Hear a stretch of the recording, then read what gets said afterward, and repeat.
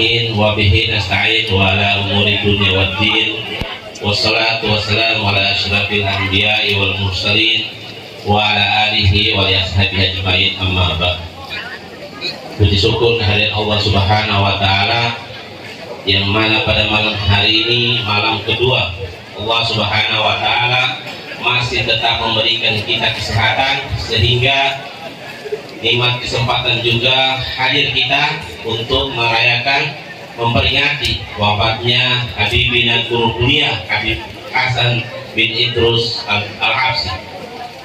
Salawat beserta salam tak lupa pula kita kirimkan atas junjungan kita Nabi besar Muhammad sallallahu alaihi wasallam beserta keluarga, para sahabat, dan insya Allah sampai pada kita yang selalu istiqamah terhadap ajaran-ajaran yang beliau sampaikan. Jamaah yang dirahmati Allah Subhanahu wa taala, yang saya hormati para habaib yang tidak sempat satu persatu saya sebut namanya, tidak mengurangi rasa hormat saya. Yang saya hormati seluruh keluarga daripada Habib Hasan, saudara maupun sepupu anak yang saya muliakan dan yang saya hormati, serta jemaah hadirin yang dirahmati Allah Subhanahu wa taala. Ini adalah satu kehormatan ya, yang tak saya bayangkan untuk diberikan kesempatan berdiri di sini untuk menceritakan bagaimana detik-detik kepergian guru yang sangat kita cintai, yang begitu mulia di hadapan kita. Mungkin kita menganggap bahwa beliau ini tidak ada apa-apanya, tapi ketika beliau telah pergi baru mata kita terbuka. Ternyata beliau adalah orang yang sangat besar. Saya pun kaget ya, pada saat itu. Jamaah yang dirahmati Allah Subhanahu wa taala, pada jam 5 subuh itu beliau ke Wekuli pada saat itu. Sampai di Wekuli jam 5 subuh, dari Palu itu jam 11.44. Karena beliau WA saya pada saat itu jam 11.44. Tapi WA-nya itu saya tidak sempat baca. Dia bilang situ, Ustaz, saya ada undangan di ujung Tibu dan insya Allah akan rumbut di rumah ente. Saya tidak baca karena saya sudah tidur sakit gigi jam 9, saya sudah tidur duluan.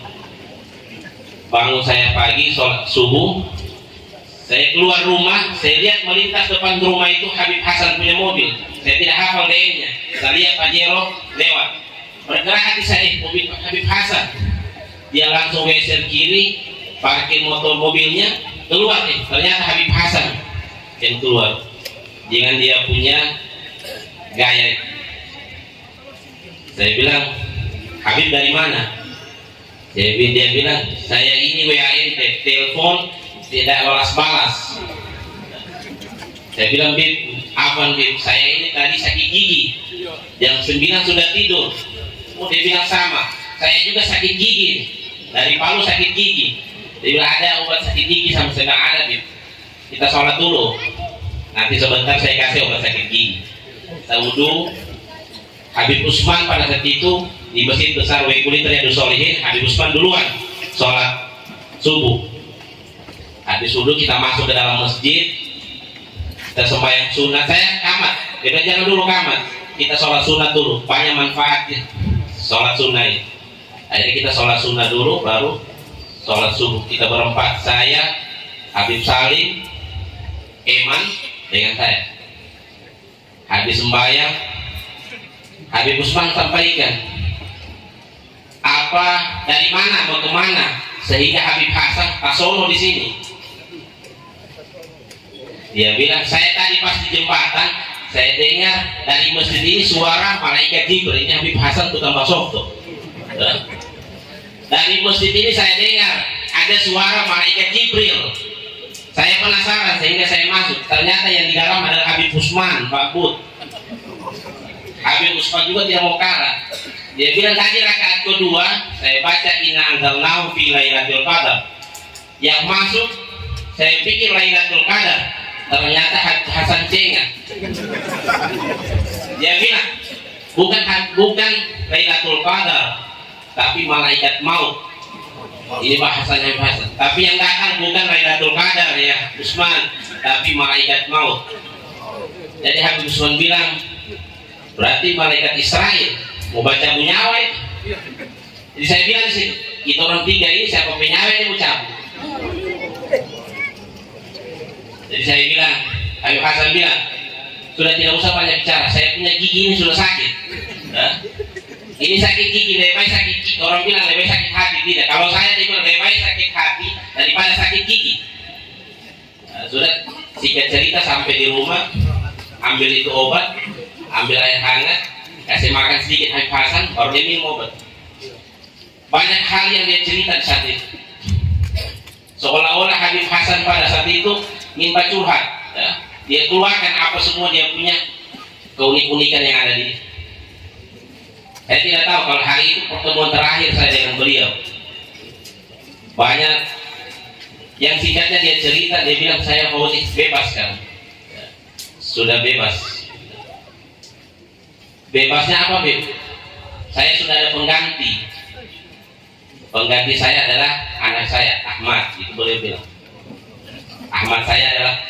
Ahmad adalah pengganti saya yang urus SMK sudah ada. Dia bilang Ustaz Lela, urus Sanawiyah adalah Ibu Cici, Ustaz Cici, urus pondok semua sudah dia bilang. Dia cerita semua. Saya ini tadi malam dari Masjid Al-Herat. Dia sampaikan, saya sudah sampaikan juga masalah Anies. Bukan kampanye, maaf yang dia bilang pada saat itu. Tapi ternyata saya bilang pilih siapa? Pilih Anies. Saya tadi malam saya sikat di Masjid Al-Herat masalah Anies. Tidak cerita sudah. Dia bilang saya mau istirahat, saya masuk.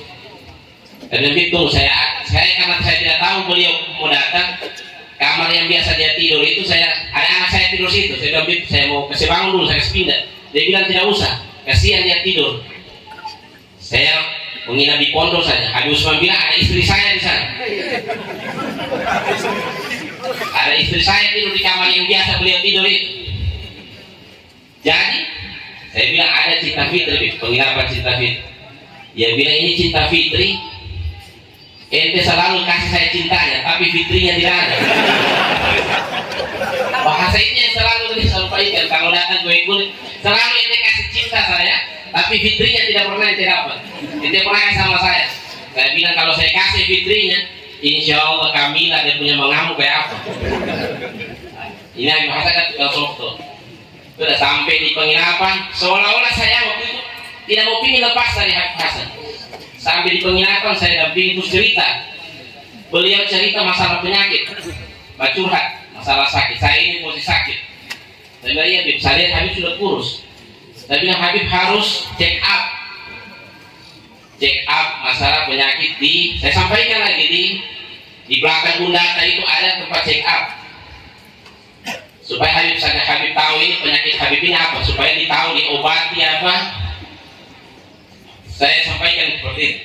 Dia bilang saya ini berlendir terus, selalu banyak sekali lendir di dalam leher saya. Saya bilang kalau pengalaman saya waktu saya urus saya punya apa sakit, dokter bilang kalau lendir itu dua menyebabkan asam lambung dan penyakit jantung. Saya punya apa pada saat itu adalah pembengkakan jantung. Jantung itu ada dua, pembengkakan dan penyempitan. Kalau Habib lalu apa? Waktu masuk rumah sakit Buriago, dia bilang ini sama dokter. Saya bilang bukan dokter, di pengalaman saya dampingi saya punya apa. Dia bilang anak tidak tahu, barangkali sempit atau bengkak, wallahu a'lam. Yang cuma tahu anak dikasih obat. Singkat cerita terus saya bilang saya mau ke sekolah dulu Biar iya. Sudah saya ke sekolah, saya balik ulang jam 9. Di sekolah saya gelisah. Rindu tuh Habib Hasan, pingin selalu dekat dengan dia pada saat itu. Sudah jam 9 saya balik ulang ke sekolah, dia masih tidur. Dia punya kamar, dia kunci, saya balik. Sampai di sekolah masih gelisah saya. Saya balik ulang, saya tunggu setengah 9, jam balik ulang setengah 10. Setengah 10 mungkin hampir 1 jam saya tunggu beliau di depan kamar. Akhirnya dia keluar. Dia keluar, so habis mandi. Saya lihat beliau ini gelisah. Ke kamar mandi, buka tas, ke depan, tidak ada bicara. Keranjang dia duduk, dia putar ke sana kemana. Saya bilang, Bib, cari apa? Cari anaknya topi. Itu topi, Bib. Di samping, oh dia bilang, iya. So tua, dia bilang. Sudah so tua. Akhirnya saya tanya, Bib, kapan pulang? Dia bilang, sebentar. Saya bilang, Bib, saya lihat wajah Habib bin capek. Saya bilang, istirahat saja, besok baru pulang. Dia bilang, tidak, saya mau pulang sebentar. Saya bilang, Bib, saya ini kalau Habib Hasan ke sana, saya selalu goda supaya dia bermalam di sana. Saya bilang, Bib, Habib kalau pulang besok, wallah saya potong kambing. Saya potong itu kambing, saya taruh di feber, Habib Hasan bawa pulang. Dia bilang, nanti dilihat. Tapi dia bilang, kayaknya sebentar. Saya bilang, Bib, capek kasihan. Saya potongan kambing, Habib. 1 ekor, 2 ekor. Terserah Habib bilang berapa. Dia bilang, ya nanti dilihat. Nah, sudah. Akhirnya kita duduk di teras. Dia duduk di kursi. Dia bilang, akhirnya. Saya pegang HP, dia bilang sambil itu, akhirnya. Kaget saya, kasih mati HP. Saya bilang, Habib, apa akhirnya? So tua. Saya bilang, iya so tua memang Habib. Rambut so putih, gigi sudah mulai jatuh-jatuh. Jadi saya bilang, Habib, ini sudah mau jam 10:30. Ini ujung tipu sudah ada batunggu. Tadi Pak telepon orang ujung tipu, dia bilang Habib mau makan di sana. Sebelum Jumat Habib makan, setelah makan Habib mau sholat Jumat. Habis itu Habib ceramah. Dia bilang tidak, saya mau sama ente di sini. Saya bilang kalau begitu Habib mau sholat sini. Dia bilang iya. Tapi ujung tipu sudah anak mau sholat sama ente di sini. Habis sholat, saya bilang Habib mau sholat sini. Habib mau khutbah. Dia bilang tidak mampu lagi saya berdiri. Tidak mampu lagi saya berdiri untuk khutbah. Pas sudah semua jam, ditanya berapa sholat, saya jam 12. Setelah jam 10:30, saya sampaikan sama Habib Hasan tidak kesana. Saya bilang, mau saya bonceng naik motor. Telur emang, saya kan mau apa? Nah, kalau begitu kita naik mobil. Dia kasih bangun, salim sementara tidur. Salim, ente tidak usah pergi sholat Jumat, ente ganti saja dengan sholat duhur. Saya kasih tahu salim, kalau mau makan ada motor saya ini. Kalau kita sujud di pun saya telepon hari siapkan makan untuk ente di sini. Sudah kita pergi bertiga pergi sampai depan masjid. Beliau tuh mau parkir mobil, panas pada saat itu. Dia cari tempat yang agak bersombar. Saya bilang itu di rumahnya orang, yang halamannya orang. Dia tidak marah itu. Saya bilang dia tidak marah, parkir. Dia tidak tenang. Ente kasih tahu yang punya rumah. Kasih tahu dia bilang saya mau parkir, jangan dia marah. Sudah saya tahu dia yang punya rumah. Saya bilang assalamualaikum, Habib Hasan mau parkir. Oh iya, tidak apa, parkir. Dia sudah ibu syukur. Saya Habib masuk duluan saya di masjid. Saya pergi baganti dulu pakai sarung. Dia bilang tidak ente pergi baganti, saya tunggu di sini. Lari-lari sudah saya. Kalian masih berdiri kasih, kok saya lari terus. Baru itu kita sama-sama masuk. Sama masuk di masjid di depan. Dia ini habis duduk bersila, dia ganti lagi tahiyat. Habis itu bersila. Di hati saya, kenapa Habib ini gelisah? Saya juga tidak ada perasaan. Tapi dia mungkin capek mungkin. Setelah itu, habis khutbah, saya tawarkan beliau imam. Ini mik tadi ini ditoki-toki hidup. Saya assalamualaikum hidup.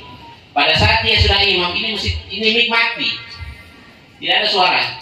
Habis dia imam, rakaat kedua, saya bergerah hati. Dia baca dia punya surat kedua itu surat pertamanya dia, surat Maryam. Pas kita baca kafat, bergerak, dia baca surat apa ini?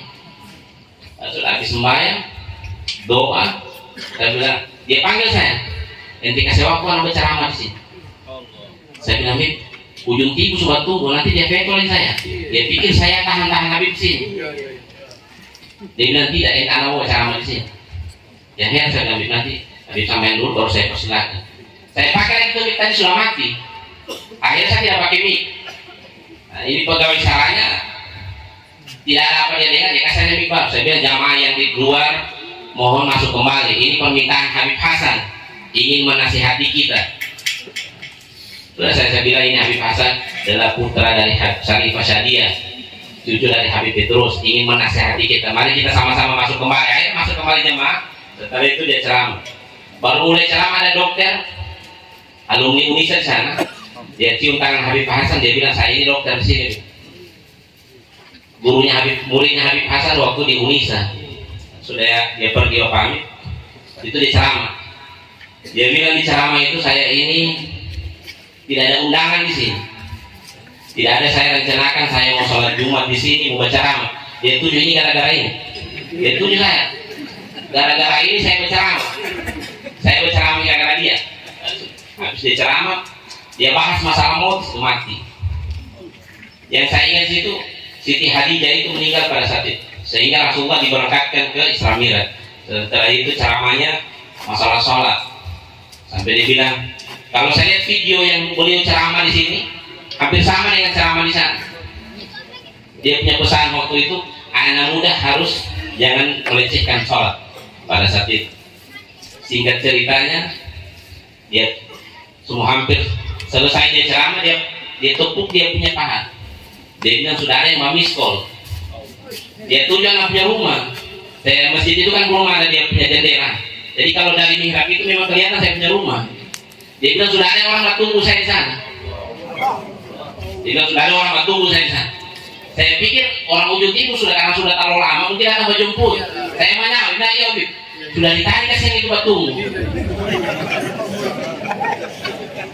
Akhirnya sudah pulang. Habib Hasan ini biasa kalau ke Wekuli ini tidak semua orang mau pegang tangan. Pada saat itu hampir semua jamaah itu ada pegang tangan sama dia. Saya damping pas di tengah dia kasih tahu sama saya, ini orang mau pegang tangan menghalangi saya punya perjalanan. Di hati saya tidak pernah Habib Hasan kasih tahu bahasa begitu. Jadi saya pikir mungkin Bib ambil keberkahan sama Habib Hasan ini. Jadi dia bilang bukan, orang ini menghalangi anak punya perjalanan. Saya tidak paham apa dia bilang. Sudah sampai di mobil, saya bawa sampai di mobil. Sampai di mobil dia sudah naik, saya juga sudah naik. Eman masih di pembatahan auto di belakang. Saya bilang, kenapa belum disadar? Dia ada bawa pegang mobilnya, berdiam. Tapi dia tidak harga saya punya muka. Saya punya muka dia tidak harga. Dia bilang, bagaimana mau jalan? Ada kunci auto sama Eman. Saya terus saya ambil lagi mobil. Saya bilang ini Bib, dia taruh di tempat persnelennya itu, dia taruh situ. Dia bilang lagi, ini Eman ganggu betul anak punya perjalanan. Saya tidak paham apa dia bilang. Sudah mundur, pas mau jalan, dia punya nafas itu sesak. Saya bilang, jalan dari masjid ke auto itu tidak jauh. Kenapa dia sesak? Akhirnya dia tanya. Saya bilang langsung kami nih, ujung ibu tidak. Anak mau ikut di rumah ente. Ente punya harimau ada apa? Saya bilang ada, Bib. Ada ayam kampung di situ. Ada katombo. Oh sudah kita ikut. Tapi ini sesak nafas. Dia parkir, dia turun di kasih saya. Ada apa obat pengencer darah? Saya bilang saya tidak tahu itu apa pengencer darah, Bib. Saya bilang ada cuma obat mah. Saya ambil obat mah itu. Dia sudah duduk. Makanan sudah diatur sih. Jadi ini saya tidak mau tadi cerita. Kalau orang bilang ada kata tabrakan, jatuh dari mimbar, jatuh di kamar mandi. Nah, jadi dia duduk, dia sudah sesak nafas. Saya bilang kenapa Bib? Saya pikir asam lambungnya beliau naik. Saya bilang Bib kalau begitu saya panggil ke dokter. Ini sudah dia kepal tangannya. Dia kepal tangan, tetap dia sesak nafas begitu. Saya bilang bisa panggil dulu dokter. Masih tetap dia masuk ke situ. Nah iya, ente panggil itu dokter. Siapa tahu jodoh dengan saya. Itu dokter laki-laki kami, ke perempuan. Jadi bilang, siapa tahu jodoh dengan saya. Saya lihat di Habib Hasan, dia sudah palingkan mukanya, dia tidak harga saya. Saya bilang ini Habib Hasan ini semua pergi nih. Saya kasih Habib, ini Habib Hasan semua pergi nih. Karena saya biasa antar orang yang sudah. Saya bilang sudah mau pergi deh ini. Saya bilang Habib jangan mau pergi. Ini bukan di Palu di Wekuli ini. Saya punya kaki, Allah tetap boleh. Gemetar. Pas ada Eman di situ, Eman langsung Habib Hasan jatuh. Eman langsung bersandar di belakang. Jadi Habib Hasan itu bersandar tidak adanya Eman. Saya punya hari kita suruh di samping. Itu Habib, dia terus tersesak nafas. Dia kepal tangannya. Eman buka terus ya. Habib. Istirahat saya, terus saya pikir ujung tipu. Saya bilang mau kopi. Akhirnya saya ambil apa? Ambil minyak kayu putih. Gosok tidak sempat tuh. Mau pakai dokter tadi saya sudah takut juga. Saya bilang aduh mati Habib Hasan di sini habis. Akhirnya saya kesana kemarin sudah. Saya lihat dia sudah kasih lurus dia punya kaki itu. Dikasih lurus kakinya dia kena piring sih. Setelah dia lurus, dia tarik nafas, dia lepas sudah. Saya bilang tinggi sudah Habib Hasan ini. Jadi saya bilang tidak. Saya pegang kaki sedingin. Sampai hari bilang sudah ada Habib Hasan ini. Dia pegang perutnya, dia pasang, dia punya telinga di perut. Makanya Eman, jangan begitu leh. Ini kita bertiga di situ. Ada saya punya kakak di ruangan sebelah. Di sana Eman ini mungkin sudah panik juga. Dia tahu apa dia bikin? Tinggal ubun-ubunnya dia tiup kayak dia tiup. Saya punya hari ini langsung pucat. Saya bilang saya juga sudah gemetar kaki. Saya bilang ini kok orang kecil yang ini yang meninggal itu. Tidak puas saya pikir pagi itu dokter. Itu dokter kasihan sementara makan saya dapat. Saya bilang dok, itu Habib Hasan. Dia bilang kenapa? Kayaknya tak kanci, wallah alam. Kenapa? Tidak sadar sana. Itu saya kasih itu dokter dia tutup makanannya dia pergi. Sama-sama kita dia naik motor sendiri. Saya bilang bisa bawa tensi dok, ada tensi di rumah. Dia periksa, dia buka ini, dia tensi. Saya tensi sudah tidak terbaca. Saya bilang sudah pergi Habib Hasan. Akhirnya dokter bilang mau yakinkan kan? Siapa tahu masih bisa dokter bilang ayo putar mobil. Sudah saya suruh saya punya kakak putar mobil. Terangkat kalau di mobil itu tangannya sudah jatuh. Jadi misalnya dia biasanya kan kalau orang masih ada itu di tangannya dia masih ini dia sudah lepas. Kita bawa sampai di rumah sakit, dipasang itu O2, dokter goyang kepala, dia cabut tulang, dia pasang lagi yang masker itu, dia goyang kepala. Saya tidak lihat Habib Hasan, saya lihat di dokter, saya lihat juga yang dia pasang itu sudah tidak bergerak, tinggal nol di apa ya, untuk mungkin hadiah atau apa di situ. Dia ganti, dia tidak naik, dia buka, dia pompa lagi, habis dia pompa itu tidak juga. Dia pasang itu apa semua di dada itu strong. Dia bilang Ustaz, buka semua ada dompet apa besi yang saya buka ban pinggang, saya buka semua cincin ada boleh saya buka dompetnya. Saya buka itu celana ada uang. Saya dapat itu obat yang kecil itu. Saya bilang mungkin ini obat yang dia bilang pengencer darah itu. Terus saya simpan. Dokter bilang Ustaz, boleh saya gunting dia punya baju sudah kan? Supaya dia mau pompa itu kan? Saya bilang bikin dong yang terbaik buat Habib Hasan, yang penting dia pompa. Tidak puas dia ambil lagi yang monitor itu dia pasang. Dia bilang Ustaz, kita sudah berusaha Ustaz. Saya punya air mata itu sudah keluar. Dia bilang inna lillahi wa inna ilaihi rajiun.